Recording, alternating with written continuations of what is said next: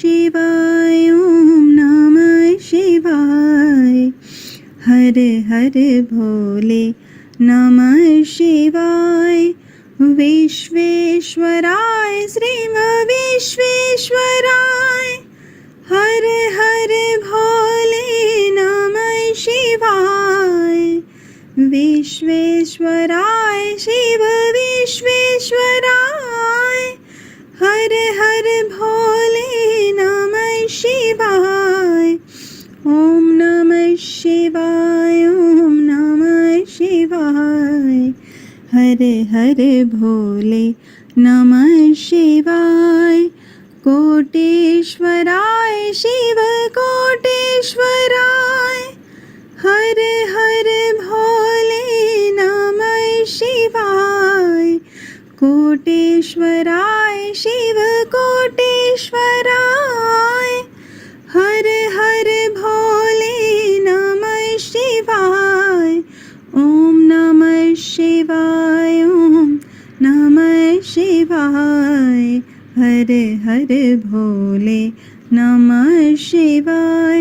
ओम नमः शिवाय ओम नमः शिवाय। हर हर भोले नमः शिवाय। श्री गणेशाय नमः। शिव कैलाशों के वासी धौली धारों के राजा शंकर संकट हरना। शिव के हरे कृष्णा कृष्ण कृष्ण हरे हरे। हरे रामा राम राम हरे हरे। गणेशाय नमः। अथ श्री मधुराष्टकम्।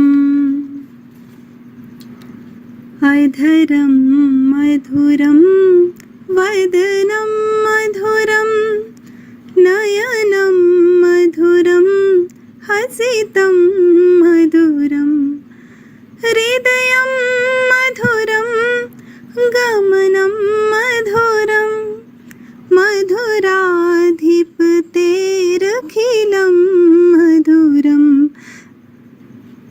वचनं मधुरं चरितं मधुरं वसनं मधुरं वलितं मधुरं चलितं मधुरं भ्रमितं मधुरं मधुराधिपतेरखिलं मधुरं वेणुर्मधुरो रेणुर्मधुरः पाणिमधुरः पादो मधुरो नृत्यं मधुरं सख्यं मधुरं मधुराधिपतेरखिलं मधुरं गीतं मधुरं पीतं मधुरं भुक्तं मधुरं सुप्तं मधुरं रूपं मधुरं तिलकं मधुरं मधुराधिपतेरखिलं मधुरं कर्णं मधुरं तरणं मधुरं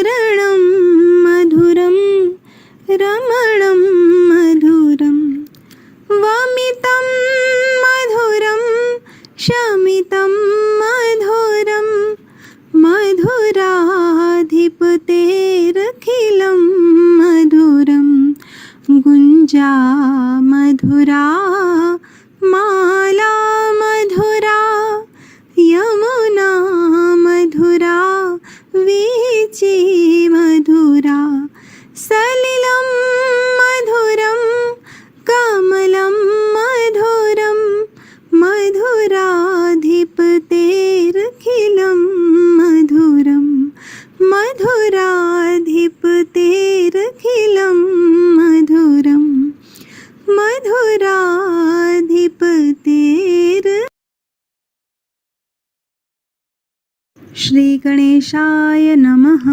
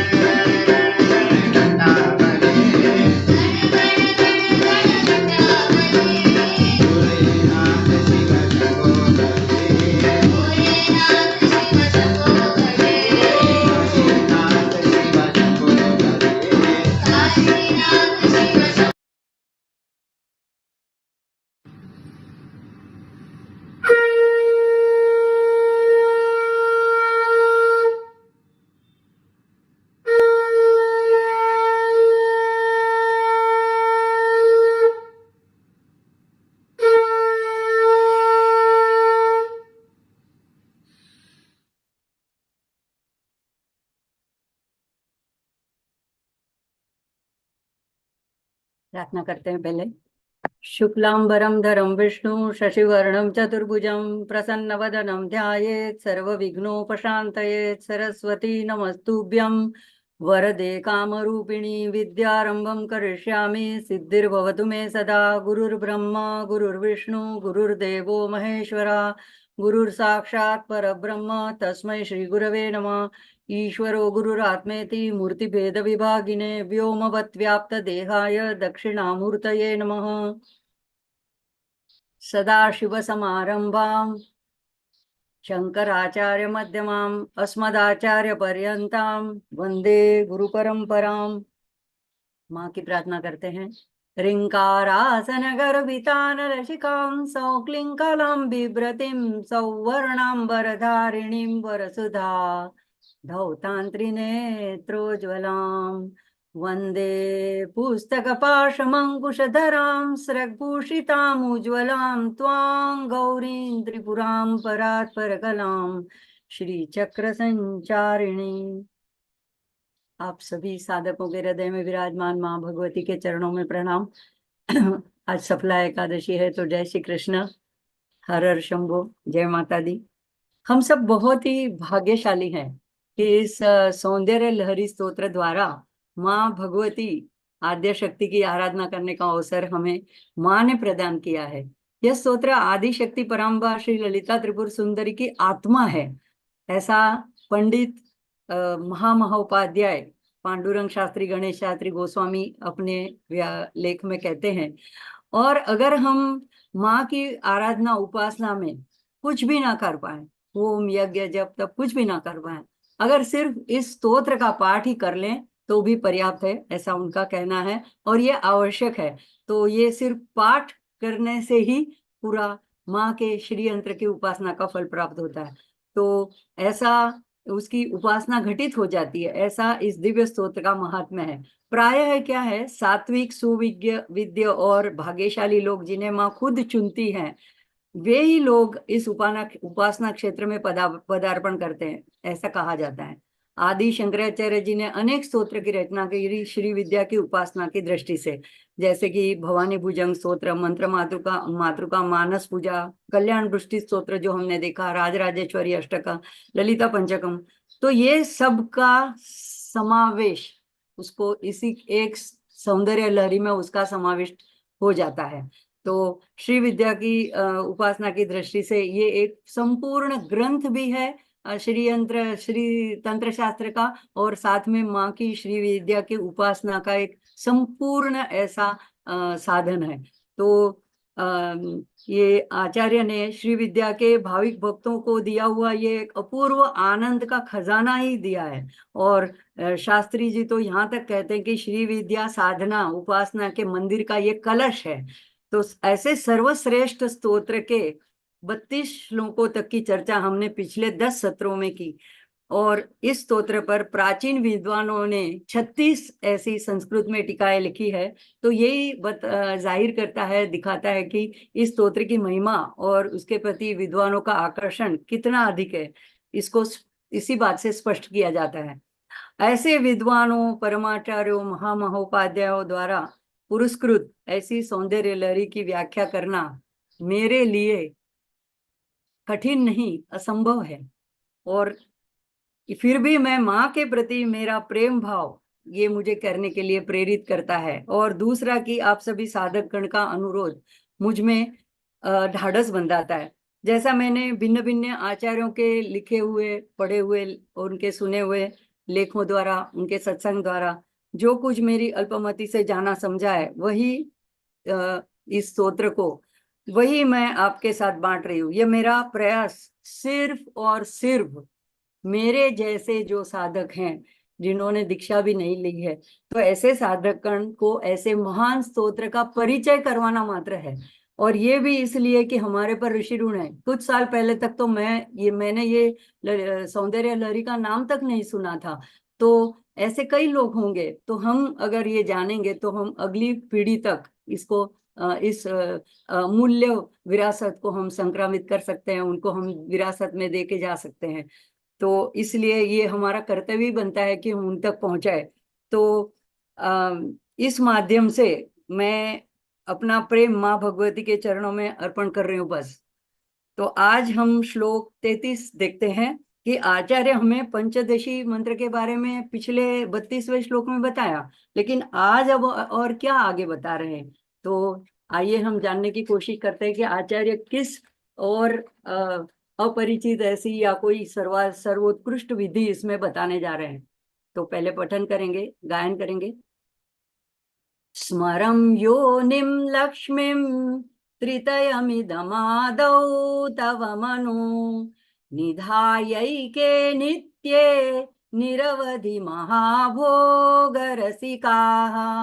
भजन्ति त्वां चिन्तामणिगुणनिबद्धाक्षवलयाः शिवाग्नौ जुह्वन्तः सुरभिद्रुतधाराहुतिशतैः। तो वहां पे नीचे जो है उसका अन्वय दिया है। अन्वय यानी जो गद्य के रूप में इस श्लोक को लिखा जाएगा तो ऐसे लिखा जाता है। हे ये मतलब कि ये तो बनता ही है कि माँ को हम संबोधन करें, तो हे नित्ये तव मनोहो आदौ स्मरम योनिम लक्ष्मीम इदम त्रितयम निधाय निरवधि महाभोग रसिकाः। ये पहला विभाग है। और दूसरा, एके चिंतामणि गुण निबद्ध अक्षवलयाः शिवाग्नौ जुह्वन्तः त्वां सुरभिद्रुतधारा आहुति शतै शतैः भजन्ति। तो इसका सामान्य अर्थ हम देखेंगे कि पहले एक एक अक्षर का एक एक शब्द का अर्थ देख लेते हैं। तो नित्य, हे हे माँ जगत जननी। नित्य किसको कहते हैं? जो शाश्वत हो, अनंत हो, तो ये इसलिए आप नित्य हो। एके निरवधि, एके निरवधि आपके कुछ साधक भक्त, निरवधि यानी असीम, अनंत, अक्षय, तो अपरिछिन्न ऐसे महाभोग, महाभोग यानी अनंत आनंद, निरतिशय आनंद। तो ऐसे महाभोग रसिका, उस आनंद का आस्वाद लेने को तत्पर ऐसे आपके जो ज्ञानी भक्त, ये क्या करते हैं? तव मनोहो आदो, तव मनोहो, मनोहो यहाँ में मंत्र के लिए दिया गया है। तो आपके मंत्र, कौन सा मंत्र? यानी जो हमने 32वें पिछले सत्र में देखा, श्लोक 32 में, उस पंचदशी मंत्र के आगे यानी आरंभ में, आदो यानी आगे, आरंभ में, शुरुआत में क्या उसके शुरुआत में उन्होंने जोड़ना है? तो स्मरम योनिम लक्ष्मीम। तो ये इन इदम त्रितय निधाय, इन तीन बीजाक्षरों को जोड़ना है। देखो पिछली बार भी हमने कहा था, ये जो पंचदशी मंत्र इतना रहस्यपूर्ण है, इतना सीक्रेट है कि इसको ऐसे स्पष्ट रूप से जाहिर नहीं किया जाता है। तो देवी अथर्वशीर्ष में भी इसको इस तरह से सांकेतिक रूप में गुप्त रीति से वर्णन किया गया है। कामो योनि कमला वज्रपाणिर्गुहासा मातर ब्रह्मेंद्र। तो ऐसे यहाँ पे भी आचार्य ये परंपरा को रखते हुए कि ऐसे गुरुमुख से इसको दर्शाया जाता है, इसलिए यहाँ पे संकेत द्वारा बीज मंत्र को भी दर्शाते हैं। तो स्मरम योनिम लक्ष्मीम, इन तीन बीज मंत्र लेने हैं। तो एक व्याख्या के अनुसार स्मर को क कहा गया है, स्मर यानी मनमत, कामराज, कामदेव। योनि को एक कहा गया है और कमला को ई, जैसे देवी अथर्वशीर्ष में काम हो योनि कमला। और दूसरे एक व्याख्या के अनुसार स्मरम मनमत को, ये मनमत का और काली का एक ही बीज है, तो क्लिम बीजाक्षर माना गया है। योनि का रिम भुवनेश्वरी बीज और कमला का श्रीम। तो ये हम आगे देखेंगे। तो ये तीन को जोड़कर, धाय, इनको जोड़कर फिर क्या करना है उन्हें? तो उनको क्या प्राप्त होता है अगर ऐसे जप करते हैं पंचदशी को? तो आगे कहते हैं निरवधि महाभोग रसिका, तो ऐसा निरतिशय भोग उनको प्राप्त होता है, ये एक बात है। और अब ये कैसे प्राप्त हो ये भोग, इसलिए उन्होंने क्या करना है? तो दूसरी लाइन में कहता है कि चिंतामणि गुण निबद्ध। चिंतामणि, चिंतामणि हम जानते हैं, जो ऐसा मणि अगर हमारे हाथ में आ जाए तो हम जो भी चिंतित करें, जो भी कामना करें, वो हमारी सफल हो जाए। तो ऐसे चिंतामणि के गुण वाले ऐसे मनकों से, ऐसे मणियों से, मोतियों से, जिससे माला बनती है, अक्षवलया, अक्षरमाला जपमाला के लिए कहा गया है। वलया यानी उसका वृत्त, तो अक्षमाला में, जपमाला में ऐसी जपमाला हाथ में धारण करके शिवाग्नौ, शिवाग्नौ यानी शिव शक्ति रूपी अग्नि में त्वाम भजंती, त्वाम भजंती, कैसे भजंती करते हैं, आपको भजते हैं, आपकी आराधना करते हैं। कैसे? सुरभि द्रुत धारा आहुति शतैहि। सुरभि ये स्वर्ग की गाय मानी जाती है, कामधेनु, उसके दूध का बना हुआ द्रुत यानी घी, उस घी की अखंड धारा से आहुति देते हैं। कितनी आहुति देते हैं? शतैहि। ये जब यहाँ पे शत शब्द आता है तो सहस्र शब्द आता है, जैसे आज है विष्णु सहस्त्र नाम, तो सहस्र का सिर्फ 1000 ऐसा सीमित अर्थ नहीं है। शतई का भी 100 100 ऐसा सीमित अर्थ नहीं है। शतई यानी सैकड़ों, हजारों, यानी निरंतर ऐसी आहुतियां देते हुए भजंती, आपकी भजना करते हैं, आपकी आराधना करते हैं। तो इसका सामान्य पूरा अर्थ क्या है कि हे नित्य शाश्वत पराशक्ति माँ, जो लोग अनंत महाभोग चाहते हैं, ऐसे रस के रसिक हैं, उसके चाहक हैं, उन्हें पिछले श्लोक में बताए हुए पंचदशी मंत्र के आरंभ में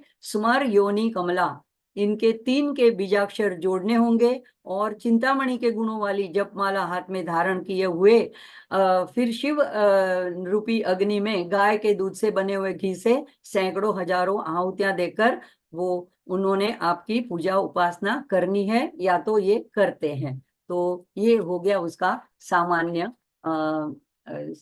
सीधा साधा अर्थ। अब आचार्य यहाँ पिछले पंचदशी मंत्र का गुप्त रीति से निर्देश करके उससे भी आगे विकसित साधना पद्धति का रहस्य प्रकट कर रहे हैं।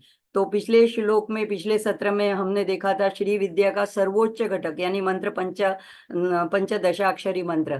तो उसका हम देखेंगे, उसको स्लाइड से पंचदशी मंत्र को फिर से याद करेंगे। पंचदशी मंत्र नहीं, इसके भी पहले, हाँ, तो देखिए पंचदशी मंत्र जो 15 अक्षरों से बनता है, क ए ई ल रिम, ह स क ह ल रिम, स क ल रिम, 5 6 4 15 अक्षरों का पंचदशाक्षरी या पंचदशी मंत्र कहा जाता है। इसकी ललिता सहस्त्रनाम में भी बात आती है। तो पहले जो पहला जो विभाग है, पहला कूट है, उसको वाग्भव कूट कहते हैं, दूसरे को कामराज और तीसरे को शक्ति कूट कहते हैं। तो ये माँ का स्वरूप ही है। तो यहाँ पे अब हम देखेंगे ये पंचदशी मंत्र जो है ये किस तरह से सब अलग अलग तरीकों से किससे किससे जुड़ा हुआ है। तो यहाँ पे पहला जो पंचदशी का अक्षर है क, बीजाक्षर, ये पहला क अक्षर, और इसीलिए इसको कादी विद्या कहते हैं। अगर क से मंत्र शुरू होता है तो कादी विद्या, जैसे हमने पिछली बार देखा था, आगे चल के देखेंगे तो दूसरा मंत्र हादी विद्या भी कहलाता है। लेकिन अभी देखेंगे इसकी बाद की स्लाइड में पिछली बार हमने क्या देखा था। तो जो 32वां श्लोक हमने देखा था, तो उसमें शिव को कई परंपरा के, गुरु परंपरा के लोग शिव को ह कहते हैं, शक्ति को से प्रतिनिधित्व, स से प्रतिनिधित्व करते हैं, दर्शाते हैं, काम को क से करते हैं।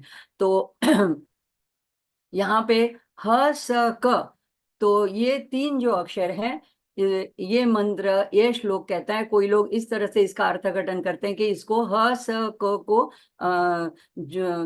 रिप्लेस करके, इसको छोड़ करके, इसको दूर करके इसकी जगह में दूसरे 3 अक्षर हमें लगाने हैं। तो यहाँ पे हमने पिछली बार जो देखा था तो वो हादी विद्या मंत्र बना था, ह स क ह ल रिम, और बाद में के जो है ह स क ल रिम, ह स क ह ल रिम और स क ल रिम।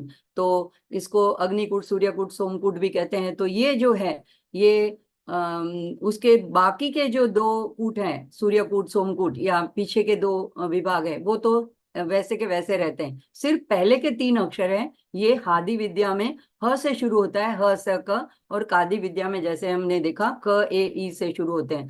तो अब हमने तो चर्चा की थी तो कादी विद्या से ही की थी, क्योंकि शंकराचार्य जी जो है वो कादी विद्या के अनुयायी है, उसके समर्थक है। इसीलिए हमने पिछली बार भी इनको कादी विद्या के रूप में ही समझा था। अब ये श्लोक कोई कोई लोग ऐसे अर्थघटन करते हैं कि वहां पे जो ह स क है उसको रिप्लेस करना है क ए ई से, लेकिन हम उसको अगर क ए ई ही समझते हैं तो आगे की स्लाइड में हम देखेंगे कि नहीं, अभी हम पंचदशी की स्लाइड फिर से जरा रख दीजिएगा। तो इसमें जो ककार जो है, जो अभी पंचदशी की मंत्र की जो स्लाइड में हमने देखा, ये ककार जो है वो पहला अक्षर है और आखिरी का अक्षर है ल। रिम तो सभी में जोड़ा जाता है। जागृति जी, पंचदशी का मंत्र वाली स्लाइड जरा रख दीजिएगा प्लीज। तो यहाँ पे हाँ, तो ये क और आखिरी का है ल। तो ये तीन जो है को इसको इससे ये कादी विद्या मंत्र जो बनता है, तो इसका कई विचारधारा के हिसाब से ये होता है कि यहाँ पे कादी विद्या बताया है, कोई कहता है कि हादी विद्या बताया है ना। हालांकि दोनों विद्याएं दक्षिणामूर्ति ने, सदाशिव ने खुद ही इसको जाहिर किया है, उन्होंने ही बताया है। तो दोनों विद्याएं हैं जो है मुक्ति मुक्ति प्रदान करते हैं। कोई कहता है हादी विद्या मुक्ति प्रदान करती है और कादी विद्या दोनों भोग और मोक्ष दोनों देते हैं। ऐसे थोड़ा मतांतर आ जाता है। अब आचार्य जो है वो कादी विद्या के उपासक हैं। तो जैसे हमने कल्याण वृष्टि स्तोत्र में भी देखा था, ललिता त्रिशती में, तो ये सारे कादी विद्या के मंत्रों का ही विस्तार है। ललिता त्रिशती में भी पहला क से, ककार रूपिणी कल्याणी कल्याण गुणशालिनी, तो क से ही शुरू होता है। तो इस हिसाब से दूसरी व्याख्या जो है वह इसकी, ये जो आचार्य को अभिप्रेत है, वो हम इसके बाद वाली स्लाइड में देखेंगे कि कैसे इसमें मंत्र अब चेंज होके कैसे बनता है। इसके बाद वाली स्लाइड प्लीज। तो यहाँ पे देखो, सौंदर्य लहरी 33वें श्लोक में कादी विद्या का मंत्र जो है, पिछले श्लोक में जो बताया था, शिव को ह स क कहा था, ये एक परंपरा में इस तरह से माना जाता है। लेकिन हम अन्य व्याख्या के आधार पे देखेंगे, जो दूसरी जो शंकराचार्य को अभिप्रेत है, तो उसमें स्मर को क्लिम बीज लिया जाता है, योनि को रिम बीज लिया जाता है और लक्ष्मी को श्रीम। और इन 30 बीज मंत्रों को पंचदशी के प्रत्येक कूट के आरंभ में क्रमशः जोड़ने से जो मंत्र बनता है, नया मंत्र बनता है, उसको वो कहते हैं सौभाग्य पंचदशी मंत्र। तो ये मैंने मैन ब्लंडर नाम की जो स्लाइड है वहां से मैंने साभार लिया। मैं उनकी ऋणी हूँ, श्री रवि उनके जो ये बनाने वाले हैं निर्माता। और अभी दिसंबर में कुछ दिनों पहले उनका निर्वाण हुआ, लेकिन मैं उनसे मुझे बहुत प्रेरणा मिली है। मैं उनका यहाँ पे आभार व्यक्त प्रकट करती हूँ। तो ये जो अभी सौभाग्य पंचदशी मंत्र बनता है, अगर आप में से भी किसी को इसके बारे में और विस्तृत जानकारी चाहिए तो आप जरूर गूगल में नेट पर जाकर के मैन ब्लेंडर की साइट पर से इनके जो ब्लॉग लिखे हैं वो उसका अभ्यास कर सकते हैं। हालांकि इंग्लिश में है लेकिन फिर भी सिंपल है। तो ये जो अब सौभाग्य पंचदशी मंत्र बनता है, ये बनता है पहला क्लिम, ये उल्टा जोड़ा गया है, श्रीम रिम क्लिम कहा जाता है, यहाँ पे उल्टा क्लिम रिम श्रीम। तो क्लिम क ए ई ल रिम, फिर रिम ह स क ह ल रिम और श्रीम स क ल रिम। अब इसको हम इस श्लोक को 4 विभागों में हम समझेंगे, पूरे श्लोक को। ऐसे तो टेक्निकली बात है, लेकिन क्या आचार्य इतना उसको अगर सौंदर्य लहरी में इतनी गुप्त रीति से वर्णन कर रहे हैं तो इसका क्या महत्व है। तो अब ये जो पंचदशी मंत्र है ये 3 खंडों से बना है। जैसे हमने देखा वाग्भवकूट, कामराज कूट, शक्ति कूट, इसको अग्निखंड, सूर्यखंड और सोमखंड भी कहते हैं। तो इसको दूसरा नाम है त्रिखंडो मातृका मंत्र, ये भी कहते हैं। अब ये जो 15 अक्षरों वाला पंचदशाक्षरी मंत्र बनता है, इसमें एक और बीज श्रीम अगर जोड़ा जाए आखिरी में तो ये 16 अक्षरों वाला षोडशी मंत्र बनता है। हालांकि ये सारा मंत्र और उसका उच्चार गुरुमुख से ही जानना चाहिए। तो जैसे चंद्र की 15 कलाएं हैं और इसी तरह और 16वीं कला माँ खुद है नित्या, तो ऐसे ही माँ की भी 16 कलाएं हैं। तो उनकी अधिष्ठात्री नित्या तिथि देवताएं हैं। जैसे हमने खड़गमाला स्तोत्र में देखा था, तो कामेश्वरी, भगमालिनी, नित्य क्लिंडे, भैरुंडे, वनिवासिनी, ऐसे 15 कला। और जो 16वीं है नित्या, तो वो है माँ त्रिपुर सुंदरी स्वयं, जो सारी 15 कलाओं में व्याप्त है। ऐसे तो हम कहते हैं कि चंद्र की कला, लेकिन ऐसे देखा जाए तो चंद्र का कभी वो उसका क्षय होता ही नहीं। वो तो जहाँ है वहां है। परछाई की वजह से हमें एक एक कला धीरे धीरे घटती बढ़ती दिखाई देती है। तो माँ जो है त्रिपुर सुंदरी, वो 16वीं कला नित्य, और यहाँ पे उसी को संबोधन के रूप में लिया है नित्य। तो यहाँ पे पहले कुट का अक्षर क और तीसरे कुट का आखिरी अक्षर जो ल है, इसको अगर हम जो जोड़ लें तो एक प्रत्याहार बनता है। अब प्रत्याहार किसको कहते हैं कि अगर छोटे से वाक्यांश में या अनेक चीजों को थोड़े में अगर संग्रहित करना हो, संग्रहित किया गया हो, तो उसको बोलते हैं प्रत्याहार। तो ऐसे क और ल को जोड़ने से कला शब्द बनता है। तो ये कला जो प्रत्याहार बनता है, ये अपने में समाविष्ट करता है क से लेकर के ल तक के सारे व्यंजनों को। यानी हम ये देख रहे हैं कि मंत्र का निर्माण कैसे हुआ है। तो ये क और ल के बीच के सारे वर्ण वर्ण जो है, जो जिनको संस्कृत के वर्णाक्षर, वर्णमाला के अक्षर को मातृकाएं बोली जाती है, तो ये मातृकाएं और ये वर्णमाला के सारे वर्ण, ये सारे क और ल के बीच में सारे व्यंजन के रूप में संग्रहित है।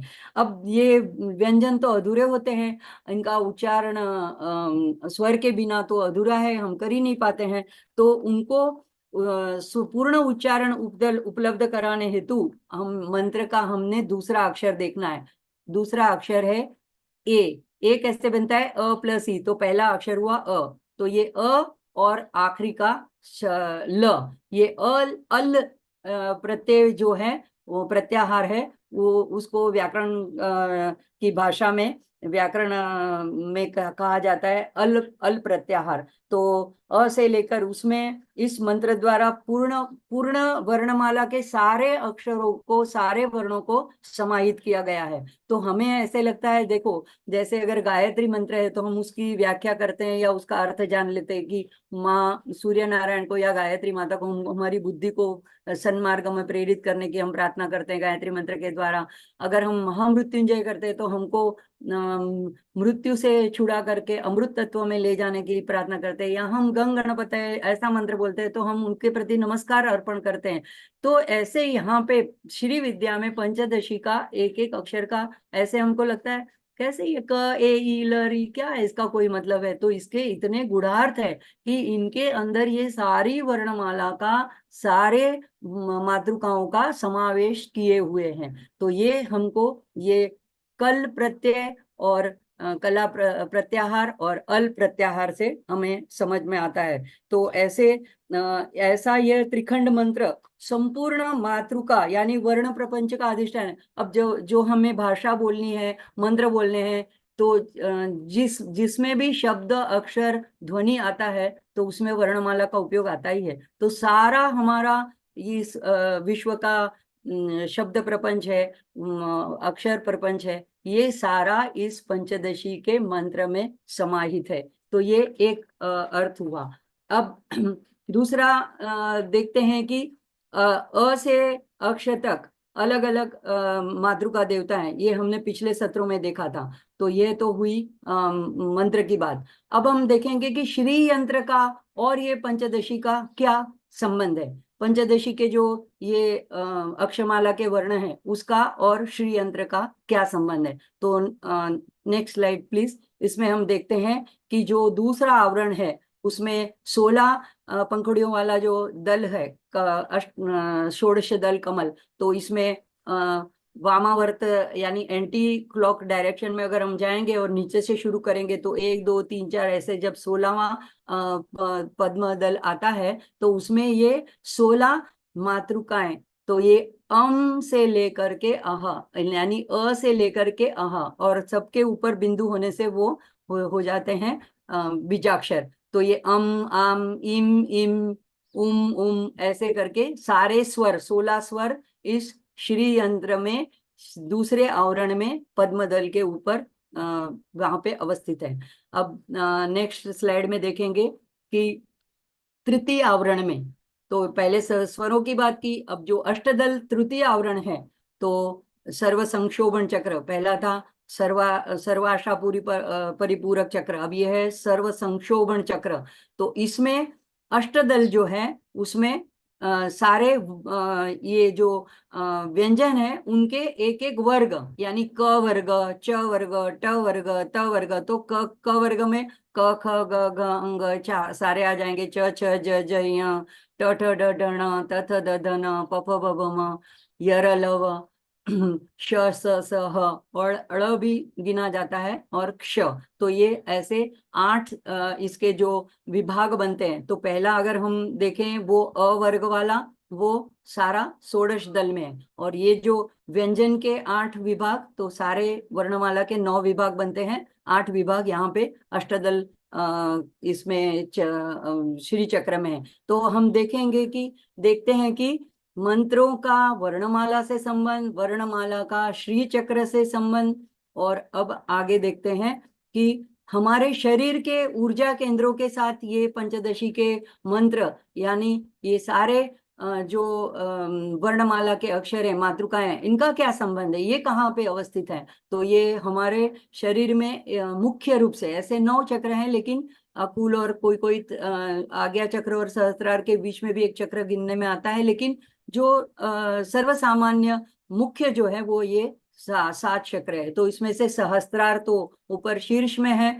तो उसके बाद में यहाँ पे ये ऊ लिखा हुआ है वो आज्ञा चक्र है, ह लिखा है विशुद्धि चक्र है, यम लिखा है वो अनाहत चक्र है, और इस तरह से ये रम मणिपुर चक्र, और वम जो है स्वादिष्ठान, और लम ये जो है मूलाधार। तो ये सारे जो चक्र हैं, इनमें इन मातृकाओं का क्या संबंध है।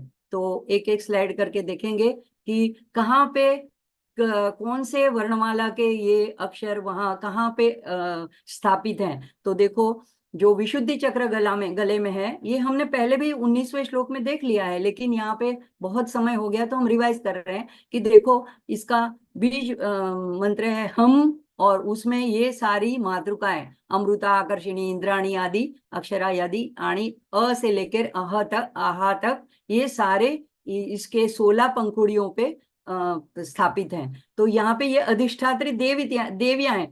अम उसका वर्णमाला का बीजाक्षर है, और अम की देवी कौन है, अमृता। ऐसे आम बीज मंत्र है और उसकी देवी है आकर्षणी। इस तरह से सब में समझेंगे। Next slide please.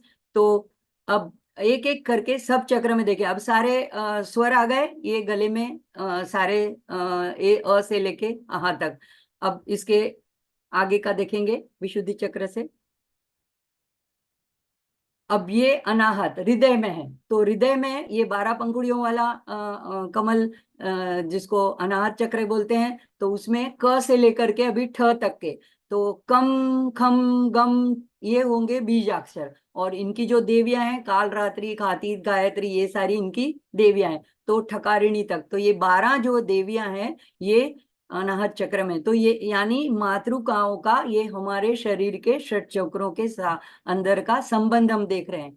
तो और माँ जो है ललिता सहस्त्र नाम में मातृका वर्ण रूपिणी, तो ये सारी मातृका देवियां हैं, वो भी माँ का ही स्वरूप है, माँ की ही शक्तियां हैं। तो ये भी हमने अगले सत्रों में देखा था, जैसे सहस्त्रार में माँ के अमृत की वर्षा होती है तो सारी किरणें फैलती हैं, तो ये किरणों के रूप में ये सारी शक्तियां हैं।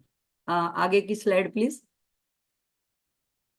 ये रम, तो ये मणिपुर चक्र है नाभि में, तो वहां पे ठम तक का आगे हो गया, तो यहाँ पे ड से लेके फ, तो डम ढम णम ऐसे करके सारे ये बीजाक्षर 10 दल में है। अब यही सारा श्री यंत्र में भी है, लेकिन उसमें भी त्रिकोणों में एक एक अधिष्ठात्री देवी और एक एक बीज मंत्र स्थापित है। हमने द्वितीय और तृतीय आवरण देखे, लेकिन सारे अंदर के 42 त्रिकोण में भी सारे ये बीजाक्षर मातृका देवियां वहां पे स्थापित हैं। अब आगे देखेंगे, ये मणिपुर चक्र हमने देखा। अब इसके आगे स्वादिष्ठान चक्र, इसका वम है, तो यहाँ पे ब से लेकर के ल तक, बंदिनी, भद्रकाली, महामाया, यशुनी, रमा और लंबोष्टी, तो ये बम भम ऐसे बीजाक्षर और उनकी ये अधिष्ठात्री देवियां। आगे मूलाधार देखेंगे तो ये हमारे उपस्थ के हमारा जो पीछे का हमारा जो ये जहाँ पे उपस्थ के नीचे का जहाँ पे हमारा स्पाइनल कॉर्ड खत्म होता है वहां पे मूलाधार चक्र आता है। तो ये हमारे शरीर का मूल आधार है। तो इसकी जो ये पृथ्वी तत्व दर्शाता है और इसमें लम इसका बीजाक्षर है, बीज मंत्र है। और ये इसमें ये व श श श ये तीनों श और वरदा, तो ये चार इनकी देवियां हैं। तो इस तरह से, और अब जो रह गया ये तो सारे पंच महाभूत हो गए, विशुद्धि चक्र से लेकर के मूलाधार चक्र तक। और अब आखिरी का जो चक्र है जो पंच महाभूत में नहीं नहीं आता है, लेकिन मनस यानी आज्ञा चक्र। तो यहाँ पे उसका ओम है या हम भी कहते हैं। और हम क्षम, तो हंसवती और क्षमावती ये द्विदल चक्र है। और वहां पे जो वर्णमाला के आखिरी के दो वर्ण है हम और क्षम, वो वहां पे उनकी देवियां हंसवती और क्षमावती अधिष्ठात्री देवियां हैं। तो ये हमने देखा कि हमारे शरीर के ऊर्जा केंद्र में उनमें भी किस तरह से ये मातृका देवियां का संबंध है, यानी वर्णमाला का संबंध है, यानी पंचदशी मंत्र का संबंध है। तो जैसे पंचदशी के 15 अक्षर हैं, तो ये सोम सूर्य और अग्नि के विभाग में बांटे जाते हैं, विभाजित किए जाते हैं। ऐसे संपूर्ण मूलाक्षरों को भी 3 विभाग में बांटा जाता है। और चंद्र की सूर्य की और अग्नि की कलाओं को भी 3 विभाग में बांटा जाता है। तो चंद्र की 16 कलाएं हैं, सूर्य की 24 कलाएं और अग्नि की 10 कलाएं, तो ये सारी भी मिलके 50 होते हैं। तो विश्व में भी इस तरह से पंचदशी मंत्र, तो जो पिंडे यथा पिंडे तथा ब्रह्मांडे, ऐसे जो पिंड में वही ब्रह्मांड में, इस तरह से ये ब्रह्मांड भी एक श्री यंत्र श्री चक्र ही है। तो इसमें ये पृथ्वी है जो भूपुर है, तो ये सप्तलोक भी है। तो ये सारा जो है एक दूसरे से किस तरह से जुड़ा हुआ है। तो इस प्रकार श्री ललिता त्रिपुर सुंदरी जो मातृका चक्र रूपिणी भी है, यानी वर्ण समुदाय रूपिणी भी है, और वहां पे मातृका वर्ण रूपिणी भी कहा गया है वहां पे ललिता सहस्त्रनाम में। तो कहा गया है कि देवतायाः शरीरम तु बीजात उपद्यते ध्रुवम, यानी देवताओं का मूल जन्म जो है वो बीजाक्षर या मातृका है। तो इस प्रकार हमने देखा कि पंचदशी मंत्र, मातृकाएं, श्री चक्र और हमारे शरीर में स्थित चक्र ऊर्जा केंद्र, इन सब में एक एकरूपता है। तो इस प्रकार इस अर्थ को ध्यान में रखकर जप करने से साधक को सभी दुखों से मुक्ति मिलती है। श्री विद्या की कृपा से श्री विद्या के तत्व का साक्षात्कार हो जाए, ऐसा सामर्थ्य इस बीजाक्षरों के मंत्र के बीजाक्षरों के अंदर समाया हुआ है। तो ऐसा कहा जाता है कि, नेक्स्ट स्लाइड प्लीज, श्री विद्या में तंत्र शास्त्र में आगम तंत्र में ये कहा जाता है, यस्य वा पश्चिम जन्म यदि वा शंकर स्वयं तेनैव लभ्यते विद्या श्रीमत् पंचाक्षरी। यानी कि जिस जिज्ञासु साधक का, जैसे हमारे जैसों का, अगर जन्म मृत्यु की श्रृंखला का ये आखिरी जन्म होता है, अथवा जो स्वयं शंकर स्वयं है, यानी आचार्य शंकर भी ले सकते हैं या शिवजी स्वयं जो है, ऐसे जो महापुरुष है या तो ऐसे जो भाग्यशाली साधक हैं, तेनैव लभ्यते, उन्हीं को ये पंचदशाक्षरी श्री विद्या की प्राप्ति होती है। ऐसा इस मंत्र का महिमा आगम तंत्र में वर्णित है। तो ऐसे इस विश्वव्यापी मूल तंत्र का महिमा हमने देखा। अब हम आते हैं कि सौभाग्य पंचदशी यहाँ पे जो बताया गया है, तो इसको सौभाग्य पंचदशी मंत्र का और खास क्या उद्देश्य है जी। इसमें पंचदशी का तो इतना महात्म्य हमने देख लिया, तो यहाँ पे ये श्रीम क्लीम ह्रीम श्रीम ये जोड़ने से क्या होता है, तो यहाँ पे श्री रवि जी बताते हैं कि इसको त्रिपुट मंत्र कहा जाता है। तो ये जो सौभाग्य पंचदशी का रहस्य है, तो ये यहाँ पे गुप्त रीति से आचार्य उद्घाटित कर रहे हैं। तो सौभाग्य यानी शुभता, मांगल्य, तो ये 3 बीजाक्षरों वाला जो त्रिशक्ति मंत्र भी कहा जाता है, ये लगाने से ये त्रिपुट मंत्र बन जाता है। और इसका जो त्रिशक्ति है इसकी, तो कौन सी त्रिशक्तियां हैं? तो तीन शक्तियां कहते हैं, इच्छा शक्ति, ज्ञान शक्ति, क्रिया शक्ति। तो इच्छा शक्ति को क्लिम से दर्शाया गया है, ज्ञान शक्ति को रिम से दर्शाया गया है, और क्रिया शक्ति को श्रीम से दर्शाया जाता है। तो त्रिशक्ति का और एक अर्थ देवियों के अर्थ में भी है। जैसे क्लिम जो है तो महाकाली को संदर्भित करता है, रिम जो है भुवनेश्वरी या शिव शक्ति रूपिणी भुवनेश्वरी को दर्शित करता है, और श्रीम जो है वो लक्ष्मी जी को दर्शित करता है। तो ये सौभाग्य पंचदशी का रहस्य है जो आचार्य हमें इस 33वें श्लोक में हमको दर्शाते हैं।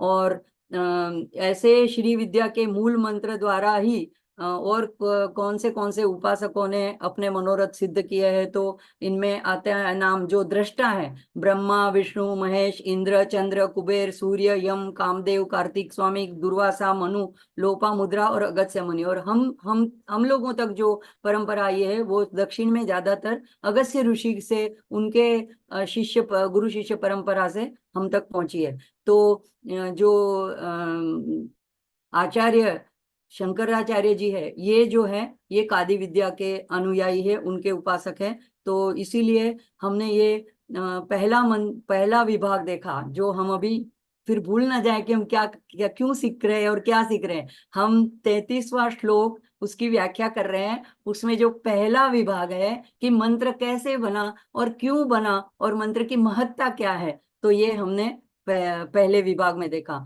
अब आते हैं हम दूसरे विभाग पे।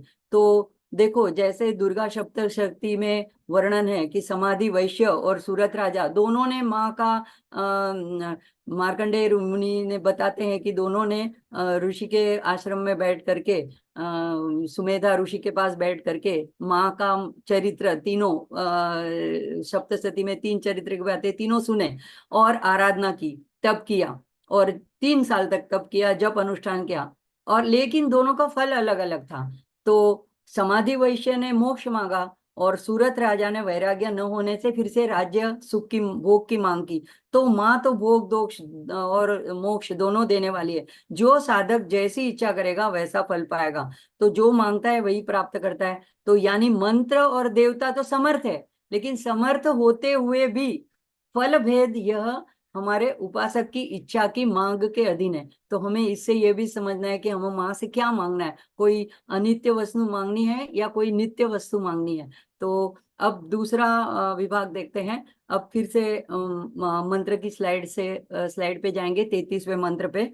तो वहां पे अब बताते हैं, हमने आगे की लाइन देख ली, स्मरम योनिम लक्ष्मीम, ये सौभाग्य पंचदशी मंत्र के बारे में हमने विस्तार से देखा, उसका महत्व देखा।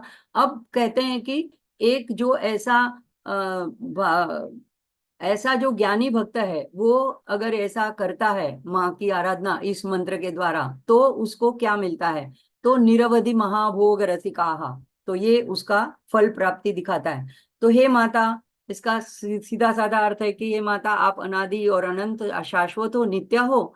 तो आपके कुछ ज्ञानी भक्त निरवधि, अवधि यानी एक निश्चित समय, लेकिन निरवधि यानी जिसकी अवधि बताई नहीं जा सकती, यानी निस्सीम, ऐसा अनंत, महाभोग यानी महाभोग यानी निरतिशय आनंद, ऐसे उसका भोग करते हैं। तो ये तो सीधा साधा अर्थ हो गया, यानी कि उनको जो मांगते हैं वो उनको प्राप्त हो जाता है। अब गूढ़ार्थ क्या है कि यानी आपको ऐसे ज्ञानी भक्त अगर ये पंचदशाक्षरी मंत्र के आरंभ में 3 बीज मंत्र लगाते हैं, क्लीम, रिम और श्रीम, इनको जोड़ करके, तो उनको क्या प्राप्त होता है? तो आचार्य ऐसे चर्चा करते हैं कि भुज्यते इति भोगः, यानी कि इस श्लोक के वाक्य के अनुसार कि अगर भोग का अर्थ क्या है, जिसको भोगा जाए, यानी सुख और दुख। हम इस संसार में आते हैं अपने कर्मों की पोटली लेके, तो दोनों का भोग लेते हैं, सुख और दुख। तो भोग ये दोनों के अर्थ में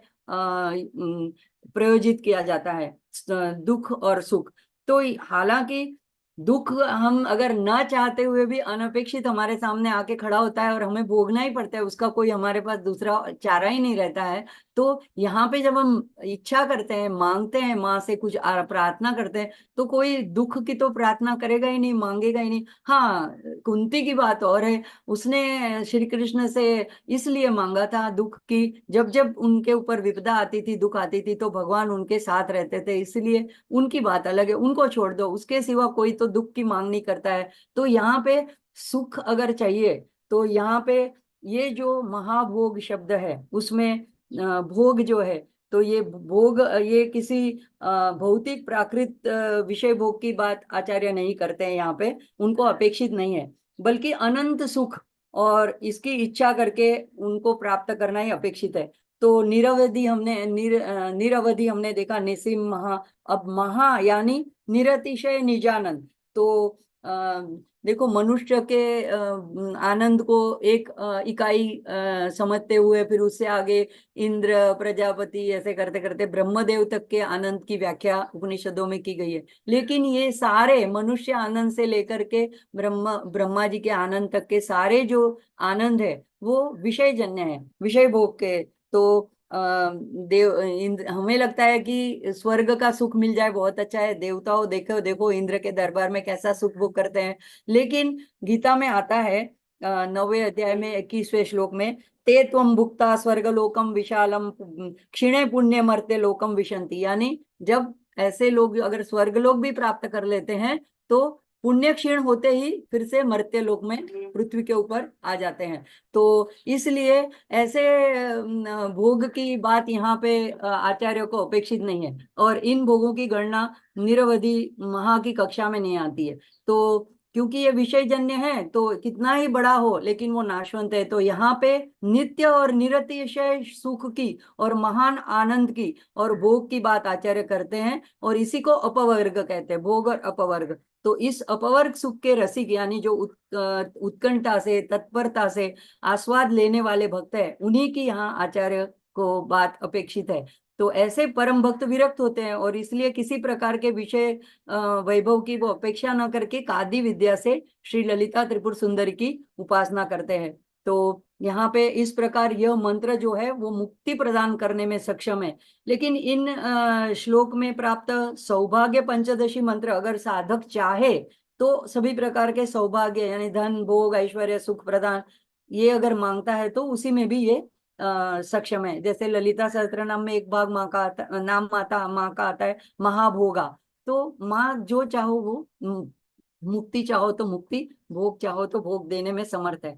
अब तीसरा आता है विभाग की, इस मंत्र का जाप कैसे करें। तो तीसरी लाइन में आता है भजंती त्वाम, आपकी भजना करते हैं, आराधना करते हैं, उपासना करते हैं, कैसे, चिंतामणि गुण निबद्ध अक्षमाला वलयाहा। तो चिंतामणि, यहाँ पे सीधा साधा अर्थ ऐसा है कि इस मंत्र का जाप करते वक्त चिंतामणि रत्नों के समान गुण वाले ऐसे मणियों के मनकों से ऐसे हाथ में माला धारण करके, जप माला धारण करके जप करना होता है। तो अब यहाँ पे चिंतामणि शब्द जो है इच्छित फल देने वाला है। अब ऐसा इसके समान, चिंतामणि तो हमारे में हाथ में आने से रहा, तो ऐसा समान गुण वाला और कौन सा हो सकता है मणि, मन का, जिससे माला बनाई जाए। तो यहाँ पे वर्णन आता है कि ऐसे स्फटिक, विद्रुम, मौक्तिक या रुद्राक्ष, पद्माक्ष को लेकर के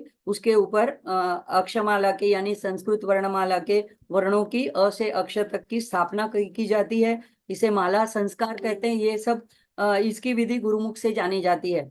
तो ऐसी संस्कार संपन्न माला जो होती है, उससे जब जप किया जाता है तो 50 मन के सीधे और फिर 50 मन के उल्टे, ऐसे शरीर में न्यास भी इसी तरह से सीधे और उल्टे क्रम से हर एक चक्र पे भी किया जाता है। तो इसी मंत्र से माला की पूजा भी की जाती है। पहले माला की पूजा करते हैं, और वो ऐं ह्रीं अक्षमालिकायै नमः करके और प्रार्थना की जाती है कि हमारा जप सिद्ध हो। तो ये सारी विधियां बताई है। तो ये तो सारा हुआ सामान्य अर्थ। तो अब इसके तो इसका अभी चौथा जो है कि माला, यानी अभी चौथा क्या करना है, तो मंत्र की सिद्धि कैसे प्राप्त करनी है। तो चौथी बात बताते हैं कि शिवाग्नो जुवंतः त्वाम भजंती, कैसे, सुरभि द्रुत धारा आहुति शतैहि।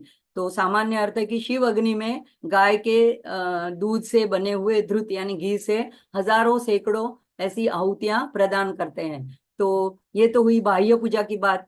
तो यहाँ पे ऐसे इसकी भी विधि बताई जाती है। जो लोग कौलाचार में होते हैं वो लोग दीक्षा लेते हैं, तो पहले पुरस्चरण करते हैं। दीक्षा के पहले कुछ मंत्र जाप करना होता है, उसके बाद में उसका 5 विभाग मंत्र के होते हैं, तो मंत्र जाप की पुनरावृत्ति भी करते हैं। उसके बाद अगर जितनी भी संख्या बोली जाए तो उसका दशांश होम होता है, मतलब उसका 10% होम करना होता है। तो होम में उस मंत्र की घी के द्वारा आहुति दी जाती है। उसके बाद में तर्पण करना होता है, उसकी भी विधि होती है।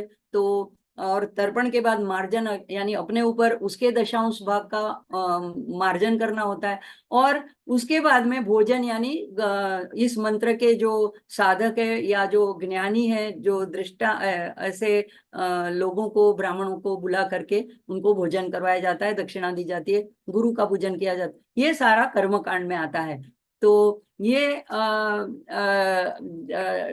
आचार्य को ये अभिप्रेत नहीं है। यहाँ पे गूढ़ार्थ हमने देखना है। तो यहाँ पे कहते हैं कि आहुति में जो द्रुत डाला जाएगा वह होगा मंत्र रूपी पवित्र द्रुत, क्योंकि ये मंत्र जो है दृष्टा उपासकों ने माँ से ही प्राप्त किया है। तो ये पवित्र नाम है और ये पवित्रतम है। तो जैसे स्वर्ग की गाय सुरभि कामधेनु के दूध से बना हुआ द्रुत एकदम सर्वोच्च माना जाता है। तो ये ऐसे मंत्र की आहुति ही वो घी रूप में मंत्र की आहुति देनी। अच्छा, अब कहाँ देनी है, वेदी कौन सी बनानी है?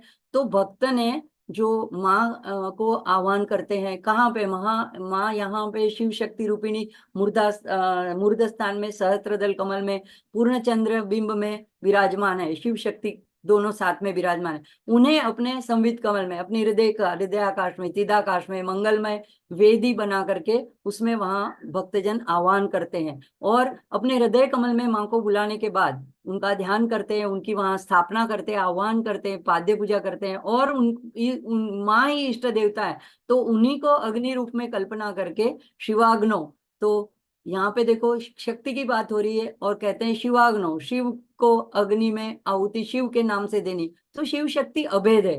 तो तंत्र शास्त्र में इसको अंतर्याग कहते हैं।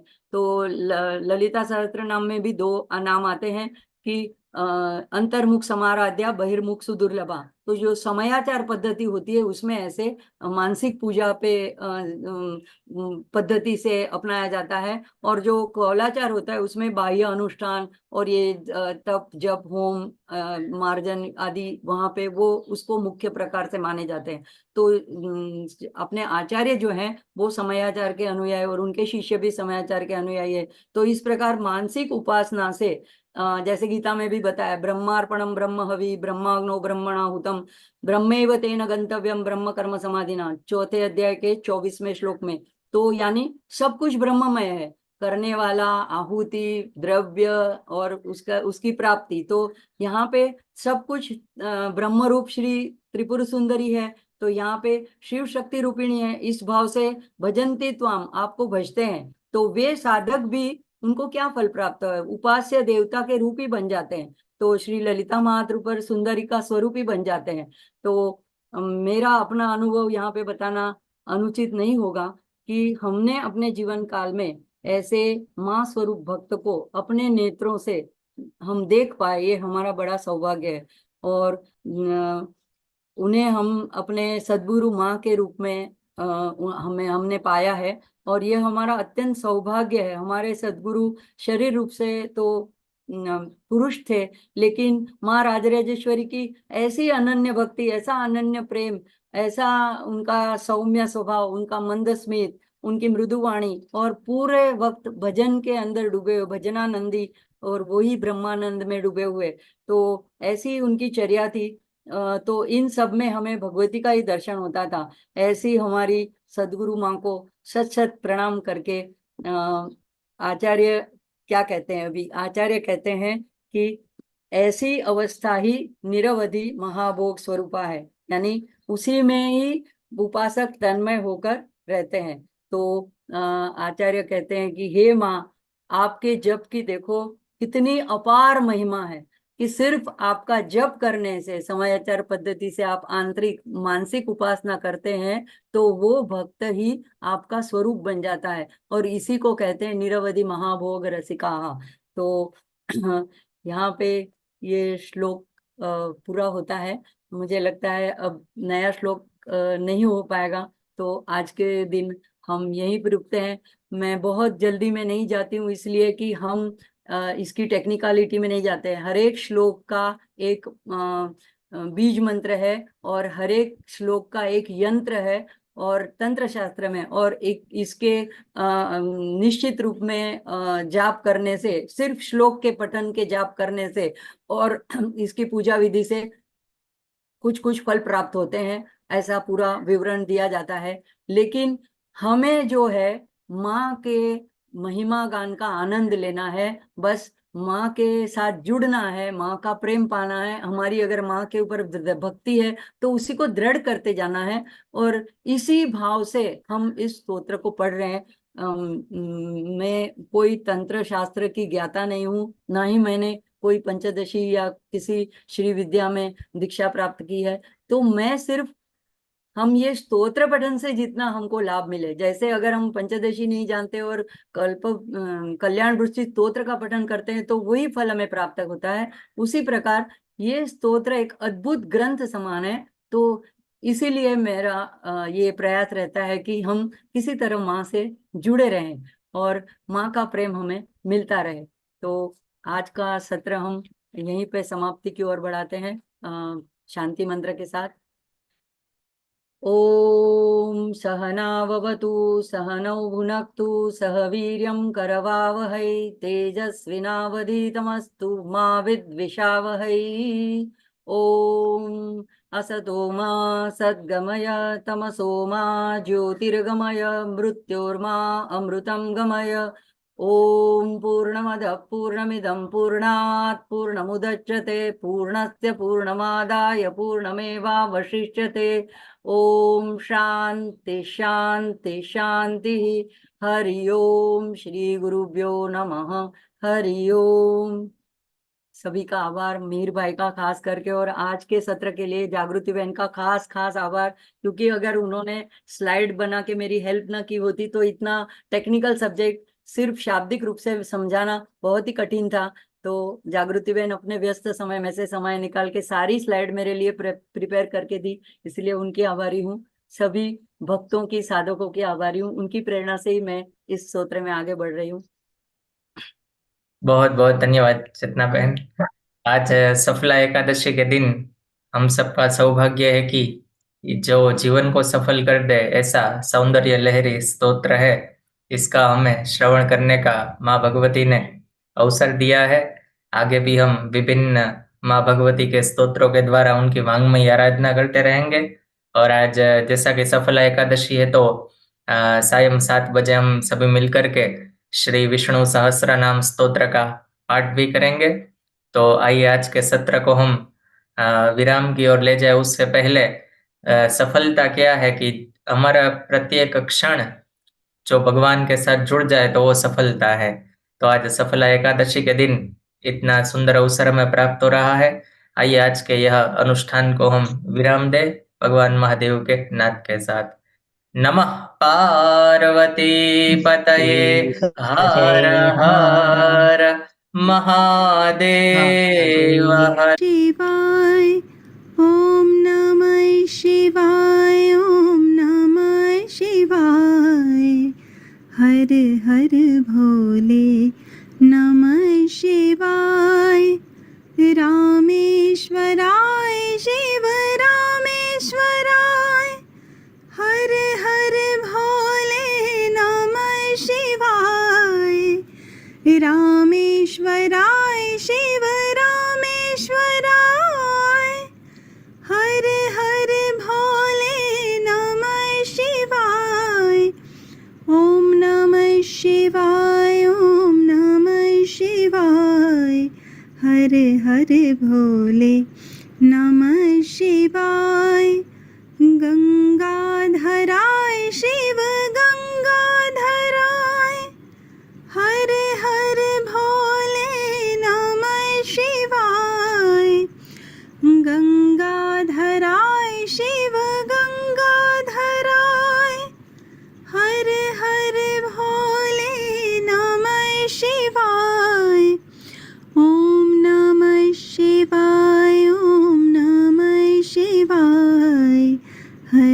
हर भोले नमः शिवाय।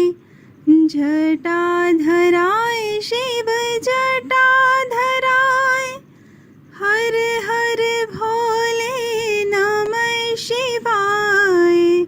जटाधराय शिव जटाधराय हर हर भोले नमः शिवाय।